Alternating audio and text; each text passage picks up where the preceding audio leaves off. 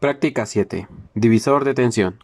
Desde la fabulosa casa del Roger sacada con crédito Infonavit porque no tuvimos laboratorio. Esta práctica es que el alumno, mediante la forma analítica del divisor de tensión, encuentre los datos de un circuito que va a tener después para realizar la experimentación en una protoboard y después hacer la simulación en un simulador digital. Les voy a explicar lo que es el divisor de tensión. En este circuito vamos a tener lo que es la tensión inicial, vamos a tener la tensión de la resistencia 1, la tensión de la resistencia 2 y la tensión de la resistencia 3, lo cual nos va a dar la siguiente fórmula.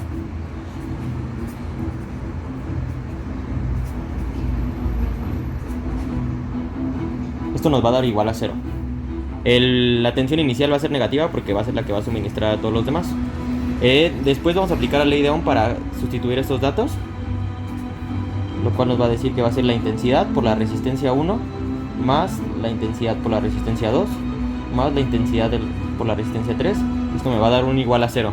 Esto vamos a despejar I, nos va a dar menos voltaje más I, que va a multiplicar a la resistencia 1 más la resistencia 2 más la resistencia 3. Esto igual me va a dar 0.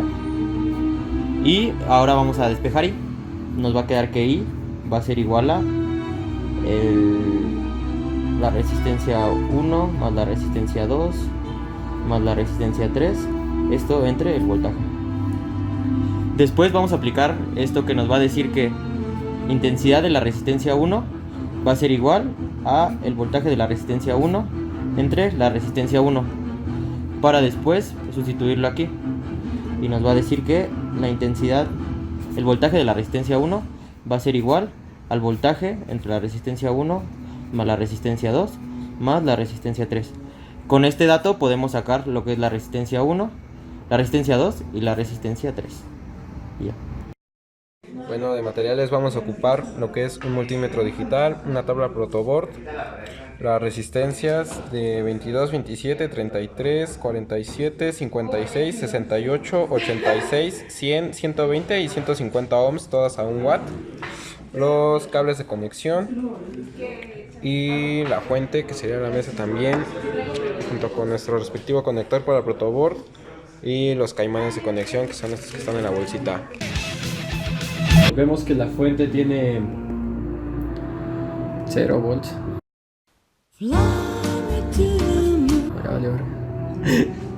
Vemos que la fuente tiene 9 volts y procedemos a medir las tensiones en cada una de las resistencias. Para medir una tensión necesitamos medir en paralelo cada una de las resistencias. En el primero nos marca 3.30 volts. La segunda resistencia nos marca 1 volt. La tercera resistencia nos está marcando un valor de 2.18 volts. La siguiente resistencia nos está marcando 476 volts.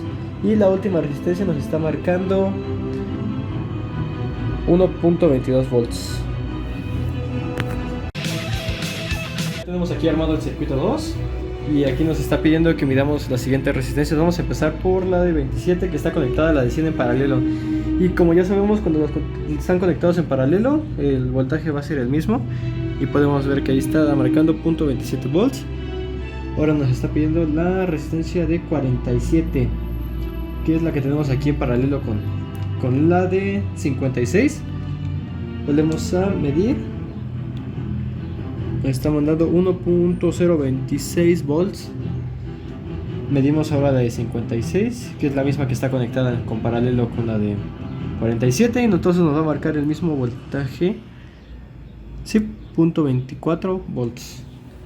Medimos la de 68, que es la primera resistencia que está en el circuito, y nos está mandando 2.67 volts. Medimos la de 100, que está conectada en paralelo con la de 27, y nos está marcando los mismos 728 volts. Y medimos al final la de 120, que está conectada en serie, y nos está mandando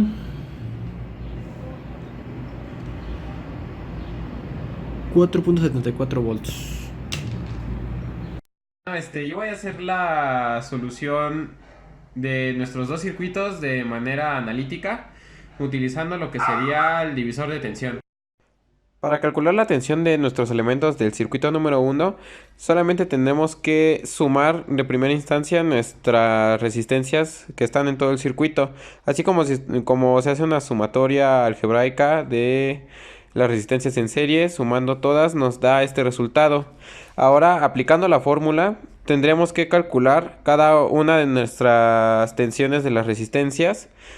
Primero, marcando nuestra tensión total por la resistencia que vamos a multiplicar, en este caso 150, que se marca aquí, sobre nuestra suma de resistencias, y eso nos daría la tensión de cada uno de nuestros elementos. Y así fue como calculamos el del circuito 1. Para el circuito 2 hicimos lo mismo, solamente que en este caso, como están las resistencias en paralelo, tuvimos que hacer una suma de resistencias en paralelo ocupando nuestra fórmula de fracciones, y nos arrojaba estos dos resultados. Esta es la resistencia 2, que tiene la resistencia de 47 y 56 ohms, y nuestra resistencia 4, que tiene nuestra resistencia de 27 y 100 ohms. Con estos dos resultados los sumamos todos como si estuvieran en serie, bueno, que están en serie, y después de sumarlos, este va a ser el valor que vamos a ocupar en nuestras divisiones de la fórmula, ocupando nuestra tensión total, la resistencia de la cual vamos a sacar la tensión y la suma que acabamos de realizar. Y haciendo esta operación nos va a dar los resultados. A la suma de todos nos va a dar un valor cercano a 9 volts, así como están marcados. Y con esto quedaría resuelta la parte analítica de nuestro ejercicio. Pasamos a la parte numérica. Adiós. Bueno, aquí ya tengo armado el primer circuito para nuestra parte numérica. Aquí checando, tenemos que conectar en paralelo nuestro multímetro con la resistencia para así calcular su tensión. Aquí está el valor de la primera, el valor de la segunda, de la tercera, de la cuarta y de la quinta. Si viendo los resultados son muy similares a los que yo anoté en la hojita, y porque fueron los que me salieron de la forma analítica. Ahora pasamos a hacer el circuito 2. Aquí ya tenemos armado lo que sería el circuito número 2. Y ahora procedemos a conectar en paralelo nuestras resistencias y a medir. Este es el valor de nuestra primera resistencia. El valor de nuestra resistencia 2 y 3 nos va a dar lo mismo, tanto de esta como de esta otra. Por eso lo conecto de principio a fin, porque la tensión que circula en ellas va a ser la misma.